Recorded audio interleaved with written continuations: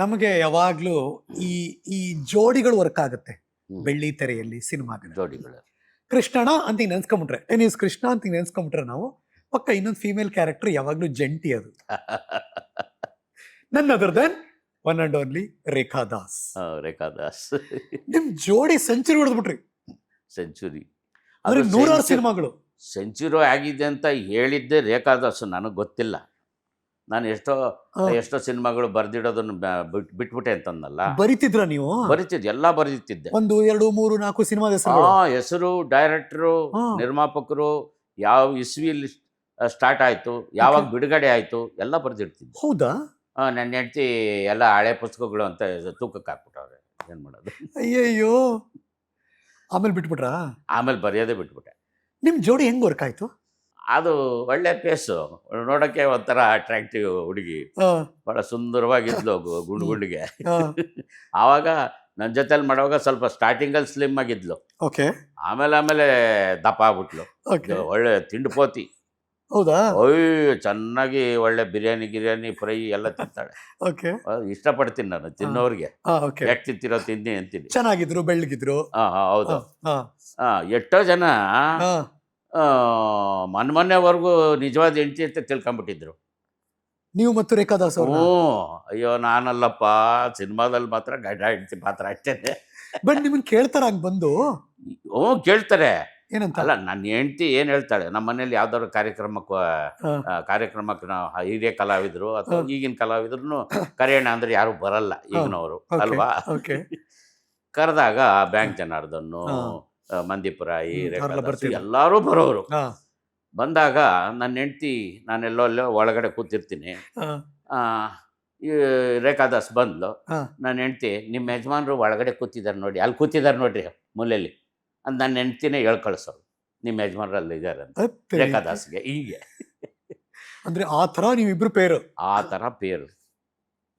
ಅಂದರೆ ಗಂಡ ಹೆಂಡ್ತಿ ಲವರ್ಸ್ ಅಂದರೆ ಯಾವ ರೀತಿ ಅಭಿನಯ ಇರಬೇಕು ಅನ್ನೋದು ನಮ್ಮಿಬ್ಬರ ಒಂದು ಇದು ಏನದು ಪ್ರಿಪರೇಷನ್. ಕಾಮಿಡಿ ಟೈಮಿಂಗ್ಸು, ಪ್ರಿಪರೇಷನ್ಸು, ಆ ಟೈಮಿಂಗು ಅಷ್ಟು ಚೆನ್ನಾಗಿ ವರ್ಕೌಟ್ ಆಯ್ತು ಅಂತ ಈಗಲೂ ಮಾತಾಡ್ತೀನಿ. ಯಾರ ಮೇಲೆ ಲವ್ ಆಗ್ಲಿಲ್ವಾ ನಿಮ್ಗೆ ಇಂಡಸ್ಟ್ರಿ?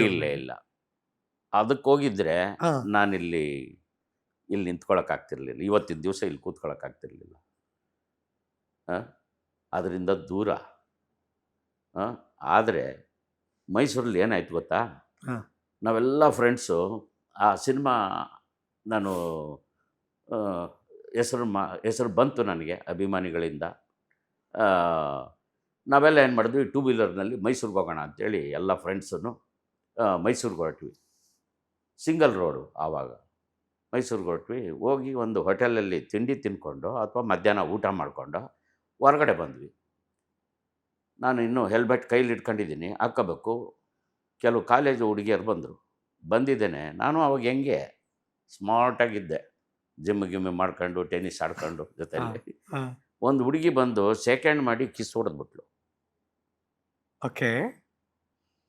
ಇವ್ರ ಮುಖ ನೋಡಿದೆ, ಏನು ಹಿಂಗೆ ಆಯಿತು, ಹೆಲ್ಮೆಟ್ ಹಾಕೊಂಡು ಕೂತ್ಕೊಂತೇಳಿ ಹೋದೆ. ಇಳಿರಿ ಕೆಳಗೆ ಯಾವಳವಳು ಹೊಟ್ಟದ್ರು. ಯಾವಳವಳು, ಅವಳಿಗೂ ನಿಮ್ಗೆ ಏನು ಸಂಬಂಧ? ಅಲ್ಲೇ ಶುರುವಾಗೋಯ್ತು. ಆಮೇಲೆ ನನ್ನ ಫ್ರೆಂಡ್ಸ್ ಬಂದು, ಸಮಾಧಾನ ಇಲ್ಲ, ಅಭಿಮಾನಿಗಳು ಆ ಥರ ಹುಚ್ಚೂರು ಅಭಿಮಾನಿಗಳು ಇರ್ತಾರೆ, ಬನ್ನಿ ಅಂತೇಳಿ ಕರ್ಕೊಂಡೋದ್ರು. ಆಮೇಲೆ ಬೇರೆ ಒಬ್ಬರದ್ದೇ ಜೊತೆಲಿ ಮಾಡ್ತಾಯಿದ್ರೆ, ಇನ್ನೊಂದು ಕಾಮಿಡಿಯನ್ ಜೊತೆ ಮಾಡ್ತಿದ್ದೆ. ಅವಳ ಜೊತೆಲಿ ಏನಾದರೂ ಇನ್ನೊಂದು ಸರಿ ಸಿನಿಮಾದಲ್ಲಿ ಮಾಡಿದ್ರು, ನಿಮ್ಮ ಹೆಂಡತಿ ಹೇಳಿದ್ದು, ಬೇಕಾದಷ್ಟು ಜೊತೆಲೇ ಮಾಡ್ಬೇಕು ನೀವು, ಹಿಂಗೆ ಸ್ಟ್ರಿಕ್ಟು. ಒಂದು ಆರ್ಟಿಸ್ಟ್ನ ಕಂಡ್ರೆ ಆಗ್ತಿರ್ಲಿಲ್ಲ ಅವ್ರಿಗೆ. ಇನ್ನೊಬ್ಬರು ಆರ್ಟಿಸ್ಟ್ ಯಾರು? ರೇಖಾ ದಾಸ್ ಅವರು ಒಂಥರ ಬೋಲ್ಡ್ ಅಂಡ್ ಬ್ಯೂಟಿಫುಲ್, ಮತ್ತು ಡೈಲಾಗ್ಸ್ನ ಹಾಗೆ ತಗೋತಾ ಇದ್ರು. ಹೌದು. ಯಾವುದೇ ಹಿಂಜರಿಕೆ ಇರಲಿಲ್ಲ, ಇಲ್ಲ. ನಿಮ್ಮಿಬ್ಬರ ನಡುವೆ ಆ ಕೋಆರ್ಡಿನೇಷನ್ ಚೆನ್ನಾಗಿತ್ತು. ಒಂದು ಸಿನಿಮಾದಲ್ಲಿ ಬಂದು ಡ್ಯಾಶ್ ಹೊಡೆದಾಗ ಅದು ಹೈ ಸ್ಪೀಡು, ಏನಾದರೂ ಬೇಡ ಶಾರ್ಟ್ನ ಕಟ್ ಮಾಡಿಸೋ. ನಾನು ಹೆಂಗೆ ಹೇಳೋಕ್ಕಾಗುತ್ತೆ, ಅದು ಬೇಕು ಅವ್ರಿಗೆ, ಅದು ಆ ಥರ ಮಾಡಿಸಿದ್ದಾರೆ. ಓಡ್ಬಂದು ಡ್ಯಾಶ್ ಹೊಡೆದಾಗ ಹಿಂಗೆ ಜಂಪ್ ಮಾಡಿ ಅದು ಬೇರೆ ಥರನೇ ಅನಿಸ್ಬಿಡುತ್ತೆ ನೋಡಿ. ಅನಿಸುತ್ತೆ ಕೆಲವ್ರಿಗೆ. ನಾನು ನೋಡೋದು ಬಿಟ್ಟು ರೇಖಾದಾಸ್ನ ನೋಡ್ತಾ ಇರ್ತಾರೆ. ಆಮೇಲೆ ಇನ್ನೊಂದು ಟಿಬೆಟಿಯನ್ ಡುಮ್ಮಿ ಅಂತ ಹೇಳಿದ್ದೀನಿ ಹಾ ಶಿವಣ್ಣ ಅವ್ರ ಪಿಕ್ಚರಲ್ಲಿ. ಹಾ ಲೋ ಟಿಬೆಟಿಯನ್ ಡುಮ್ಮಿ ಅಂತ ಅನ್ಬೇಡ ಕಣ, ಅದನ್ನು ವಾಯ್ಸ್ ಇದು ಬೇರೆ ಡೈಲಾಗ್ ಚೇಂಜ್ ಮಾಡೋ ಅಂತಂದ್ಲು. ಏನು ಮಾಡೋಣ. ಇವಾಗಲೂ ಟಚಲ್ಲಿ ಇದ್ದೇ ಇದ್ದೀರಾ? ಕಾ ಈಗ ಭಾಳ ದಿವಸ ಆಯಿತು. ಒಂದು Okay. ಕಾರ್ಯಕ್ರಮಕ್ಕೆ ಕರೆಸಿದ್ಲು. ಎಲ್ಲಿ ಅಂದರೆ ಅದು ಒಂದು ಆ್ಯಕ್ಟಿಂಗ್ ಸ್ಕೂಲು ಪ್ರಿನ್ಸಿಪಲ್ ಆಗಿದ್ದಾಳೆ ರೇಖಾದಾಸ್ ಆ ರೇಖಾದಾಸು. ಸುಮಾರು ಒಂದು 3-4 ಇದಾಗೋಯ್ತು ಟ್ರೈನಿಂಗ್ ಸ್ಕೂಲುಗಳು. ಅಲ್ಲಿ ಪ್ರಿನ್ಸಿಪಾಲ್ ಆಗಿದ್ದಾಳೆ. ಅಲ್ಲಿ ಅವಳು ಎಲ್ಲಿ ಚೇಂಜ್ ಮಾಡ್ತಾಳೋ ಅಲ್ಲಿ ನನ್ನನ್ನು ಎಲ್ಲ ಕಲಾವಿದರನ್ನು ಕರೆಸ್ತಾಳೆ. ನಾವು ಹೋಗಿದ್ದೆ, ಬಂದೆ, ಬಟ್ ಭಾಳ ದಿವಸ ಆಯಿತು ಹೋಗಿ ಬಂದು. ಬಟ್ ಎಷ್ಟು ಇಂಪಾರ್ಟೆಂಟ್ ಅಲ್ವಾ ಸರ್ ಕಲಾವಿದರಿಗೆ ಫ್ಯಾಮಿಲಿ ಚೆನ್ನಾಗಿರ್ಬೇಕು ಅನ್ನೋದು? ಹೌದು ಹೌದು ಹೌದು. ನಾವು ಕಷ್ಟಪಡ್ತಿರ್ತೀವಿ, ನಾವು ಇಲ್ಲಿ ಒಳ್ಳೆ ಊಟ ಮಾಡ್ತಿರ್ತೀವಿ, ಅಲ್ಲಿ ಅವ್ರು ಏನು ತಿಂತಾಯಿದ್ದಾರೋ ಏನೋ ಅದೇ ಯೋಚನೆ ಇರ್ತದೆ ನಮಗೆ. ನಾವಿಲ್ಲಿ ಒಳ್ಳೆ ಊಟ ಮಾಡ್ತಿದ್ರೆ ಅವ್ರಿಗೂ ಅಲ್ಲಿ ಊಟ ತರ್ಸ್ಕೊಂಡು ಮಾಡಲಿ, ಇಲ್ಲ ದುಡ್ಡು. ಅಲ್ಲ, ಈಗ ಎಸ್ಪೆಷಲಿ ಕಲಾವಿದರಿಗೆ ಗಂಡಸಾಗ್ಲಿ ಹೆಂಗಸಾಗ್ಲಿ ಹೆಣ್ಮಕ್ಳಾಗ್ಲಿ ಹ್ಞೂ ಅವರ ಗಂಡ ಅಥವಾ ಅವರ ಹೆಂಡತಿ ಇರೋದು ಫ್ಯಾಮಿಲಿ ಹ್ಮ್. ಸಪೋರ್ಟ್ ಬೇಕೇ ಬೇಕು.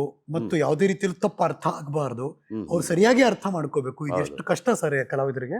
ಈಗ ಕಲಾವಿದರಿಗೆ ಹ್ಮ್ ಅಣ್ಣನೋ ತಮ್ಮನೋ ಯಾರೋ ಹಿಂಗೆ ಸೈಟ್ ತಗೊಂಡಿರ್ತೀವಿ, ಅದ್ರ ಜವಾಬ್ದಾರಿ ಅವರು ತಗೊಂಡು ಓಡಾಡಿ ಅದನ್ನು ಏನೇನು ಮಾಡಬೇಕು ಅದನ್ನು ಮಾಡಿಸಿದ್ರೆ ನಾವು ಅದಕ್ಕೇನು ಬೇಕೋ ಅದನ್ನು ನಾವು ಮಾಡ್ತೀವಿ. ಅವನು ಬೆಳೆದ್ಬಿಟ್ಟ, ದೊಡ್ಡ ಹೆಸರು ಮಾಡಿಬಿಟ್ಟ, ಸೈಟ್ಗಳು ತೊಗೊಂಬಿಟ್ಟ, ಹಿಂಗೆ ಹೊಟ್ಟೆ ಉರಿ ಪಡೋ ಅಣ್ಣ ತಮ್ಮಂದಿರಿದ್ದರೆ ಆ ಥರದವ್ರು ಇದ್ದಿದ್ದಕ್ಕೆ ನಾನು 6 ಸೈಟ್ ಕಳ್ಕೊಂಡಿರೋದು. ಸತ್ಯವಾದ ಮಾತಿದು. ಹಾಂ, ನೋಡಿ, ತಾಯಿ ಸತ್ತಾಗ ನಾನು ಇನ್ನೂ ಚಿಕ್ಕ ಹುಡುಗ, ಸ್ಕೂಲಲ್ಲಿ ಓದ್ತಾ ಇದ್ದೆ. ಮಣ್ಣು ಮಾಡೋ ದಿವಸ ನಾನು ಹೋಗೋಕ್ಕಾಗಲಿಲ್ಲ, ಎಲ್ಲೋ ನಾಟಕಕ್ಕೆ ಹೋಗ್ಬಿಟ್ಟಿದ್ದೆ. ಹವ್ಯಾಸಿ ತಂಡ, ಆವಾಗ ಹವ್ಯಾಸಿ ತಂಡ ಅಥವಾ ಟೂರ್ ಕರ್ಕೊಂಡೋಗಿದ್ರು ಸ್ಕೂಲಲ್ಲಿ, ಹಿಂಗೆ ಅಲ್ಲಿ ಸಿಕ್ಕಾಕ್ಕೊಂಡಿದ್ದೆ. ಅಥವಾ ಇದರಲ್ಲಿ ಸ್ಕೌಟ್ಸ್ ಆ್ಯಂಡ್ ಗೈಡ್ಸಲ್ಲಿದ್ದೆ, ಅಲ್ಲೆಲ್ಲೋ ಹೋಗಿದ್ದೆ ಅಂತ ಕಾಣ್ತದೆ. ಆ ಸಮಯದಲ್ಲಿ ನಮ್ಮ ತಾಯಿ ತೀರ್ಕೊಂಡಿದ್ದಾರೆ. ತಾಯಿ ಮುಖ ನೋಡೋಕ್ಕಾಗಲಿಲ್ಲ, ತಾಯಿ ಮುಖ ನೋಡಲಿಲ್ಲ. ಅವ್ರನ್ನ ಎಲ್ಲಿ ಮಣ್ಣು ಮಾಡಿದ್ದಾರೆ ಅದನ್ನು ನೋಡಿ ಹೇಳಪ್ಪ, ಜವಾಬ್ದಾರಿ ತಗೋಬೇಕಾಗಿದ್ದೆ. ಅವ್ರು ನಾನು ಸ್ವಲ್ಪ ದೊಡ್ಡವನಾದೆ, ಸಿನಿಮಾದಲ್ಲಿ ಹೆಸರು ಮಾಡಿದ್ಮೇಲೆ ಅಮ್ಮಂದು ಯಾವ ಜಾಗ ಹೇಳು, ಅದೊಂದು ಕಲ್ಲು ಇದು ಮಾಡಿಸ್ಬಿಡೋಣ ಅಂತಂದೆ. ತಂದೆಯವರು ತೀರ್ಕೊಂಡಾಗ ಅಲ್ಲಿ ಜಾಗ ಕೊಡಲ್ಲ, ಬರ್ನ್ ಮಾಡಬೇಕು ಅಂತಂದರು ವಿಲ್ಸನ್ ಗಾರ್ಡನಲ್ಲಿ. ನಾನು ಅಧಿಕಾರಿಗೆ, ಯಾರು ಅದು ಸಂಬಂಧಪಟ್ಟ ಅಧಿಕಾರಿಗಳಿಗೆ ಫೋನ್ ಮಾಡಿ, ಇಲ್ಲ ಸರ್ ಆಫೀಸಿಗೆ ಬಂದು ಮಾತಾಡ್ತೀನಿ ಸರ್ ಅಂದೆ. ಇಲ್ಲ, ಏನು ಹೇಳಿ ಕೃಷ್ಣ ಅವರೇ, ಏನು ಹೇಳಿ, ಯಾಕೆ ಪಾಪ ನೀವು? ಸರ್, ಈ ಥರ ಅಲ್ಲಿ ನಮ್ಮ ತಂದೆಯವ್ರದ್ದೊಂದು ಅವ್ರದ್ದೊಂದು ಇತಿಹಾಸ ಇದೆ ಸರ್, ದೊಡ್ಡ ಹೆಸರಿದೆ ನಮ್ಮ ತಂದೆಯವ್ರಿಗೆ, ಟೆನ್ನಿಸ್ ಕೋಚಲ್ಲಿ, ಅಲ್ಲೊಂದು ಕಟ್ಟೆ ಕಟ್ಟೋದಕ್ಕೆ ಪರ್ಮಿಷನ್ ಕೊಡಬೇಕು. ಆಯಿತು, ಮಾಡ್ಕೊಳ್ಳಿ ಕೃಷ್ಣ ಅವರೇ, ನಮ್ಮ ಅಣ್ಣಂಗೆ ಹೇಳಿದ್ದೀನಿ, ಆ ಜಾಗ ಯಾವುದು ಅಂತ ನೋಡು, ಆಮೇಲೆ ಬಾ, ನಾನು ದುಡ್ಡು ಕೊಡ್ತೀನಿ, ಅದು ಕಲ್ಲೆಲ್ಲ ಮಾಡಿಸ್ಬಿಟ್ಟು ಅದನ್ನು ಮಾಡಿಸೋಣ ಅಂತೇಳಿ ಹೇಳಿದ್ದೆ. ದುಡ್ಡು ತಗೊಂಡೋದ, ಮಾಡಿಸಿಲ್ಲ. ಸೊ ಇಲ್ಲ ಹಂಗಾರೆ ಇಲ್ಲ, ತಾಯಿದು ಎಲ್ಲಿದೆ ಅಂತ ಗೊತ್ತಿಲ್ಲ, ತಂದೆದು ಎಲ್ಲಿದೆ ಅಂತ ಗೊತ್ತಿಲ್ಲ ಜಾಗ. ಅದು ಹೂತಿದ್ದನ್ನೇನು ಮಾಡ್ತಾರೆ, ತೆಗಿತಾರೆ, ಎಸ್ಬಿಟ್ಟು ಬೇರೆ ಹಾಕ್ಬಿಡ್ತಾರೆ. ಏನು ಮಾಡ್ತೀರಿ? ಈಗ ಮನೇಲಿ ಯಾರ್ಯಾರು ಇದ್ದಾರಣ್ಣ? ಬಾಡಿಗೆ ಮನೆಯಲ್ಲಿ ಬಾಡಿಗೆ ಮನೆಯಲ್ಲಿ ಮಿಸ್ಸಸ್ಸು, ಮಗ, ಸೊಸೆ, ಮಕ್ಕಳು. ಓಕೆ. ಒಬ್ಬ ಮಗ, ಒಬ್ಬ ಮಗಳು. ಎಷ್ಟು ಜನ ಮಕ್ಕಳು ಅಂತ ಹೇಳಲ್ಲ ಈಗಲೇ, ಅವ್ರ ಹೆಸರನ್ನೂ ಹೇಳಲ್ಲ. ಓಕೆ, ಆಗ್ಬೋದು, ಪರವಾಗಿಲ್ಲ. ಮೊಮ್ಮಕ್ಕಳು? ಯಾಕೆಂದರೆ ಅವರು ನನ್ನ ಹೆಸರನ್ನು ಉಳಿಸ್ಬೇಕು, ಅಥವಾ ಉಳಿಸದೇ ಇದ್ರೂ ಪರವಾಗಿಲ್ಲ, ಸಾಧನೆ ಮಾಡಲಿ ಅವರು ಲೈಫಲ್ಲಿ. ಮಕ್ಕಳು ಎಷ್ಟು ಜನ ಅಂತ ಹೇಳ್ತೀನಿ ಆಗ. ಸರಿ, ಮಕ್ಕಳಿದ್ದಾರೆ. ಮೊಮ್ಮಕ್ಕಳು ಎಷ್ಟು ಜನ? ಒಬ್ಬ ಮೊಮ್ಮಗ ಇದ್ದಾನೆ ಸದ್ಯಕ್ಕೆ. ಗಂಡು ಮಕ್ಕಳಲ್ಲಿ ಪ್ರಯತ್ನ ಪಟ್ಟೆ, ಎಲ್ಲರಿಗೂ ಟ್ಯಾಲೆಂಟ್ ಇದೆ, ಮಕ್ಕಳಲ್ಲಿ ಟ್ಯಾಲೆಂಟ್ ಇದೆ. ಆದರೆ ಅವರು ನಾನು ಹೇಳಿದ ಸಮಯಕ್ಕೆ ತೊಡಗಿಸ್ಕೊಂಡಿದ್ರೆ ಇಷ್ಟೊತ್ತಿಗೇನೋ ಆಗ್ತಿತ್ತು. ಮಗಳು ಹೀರೋಯಿನ್ ಆಗಬೇಕಾಯ್ತು. ಗಣೇಶ್ ಜೊತೆಲಿ ಹೀರೋಯಿನ್ ಆಗಿ ಕೇಳಿದ್ರು. ಆಮೇಲೆ ನಮ್ಮ ಬಾಮಾ ಹರೀಶ್ ಅವರ ಸಿಸ್ಟರ್ ಮಗ ರೀಸೆಂಟಾಗಿ ಹಾಸನಾಂಬೆ ದರ್ಶನಕ್ಕೆ ಹೋದಾಗ ಸಿಕ್ಕಿದ್ರು. ಅವರು ಹೀರೋ, 2ನೇ ಹೀರೋನೋ ಮೊದಲನೇ ಹೀರೋ ಮಾಡುವಾಗ ನನ್ನ ಮಗಳನ್ನ ಕೇಳಿದ್ರು, ಪುಟ್ಟಿ ಇಷ್ಟೇ ಇತ್ತು, ಇವಾಗ ಏನೋ ಇಷ್ಟು ಹೀರೋಯಿನ್ ಥರ ಸ್ಮಾರ್ಟ್ ಆಗಿ. ಬಟ್ ಅವ್ರಿಗೆ ಇಂಟ್ರೆಸ್ಟ್ ಇರಲಿಲ್ವಾ? ಅವಳಿಗೆ ಇಂಟ್ರೆಸ್ಟ್ ಇಲ್ಲ.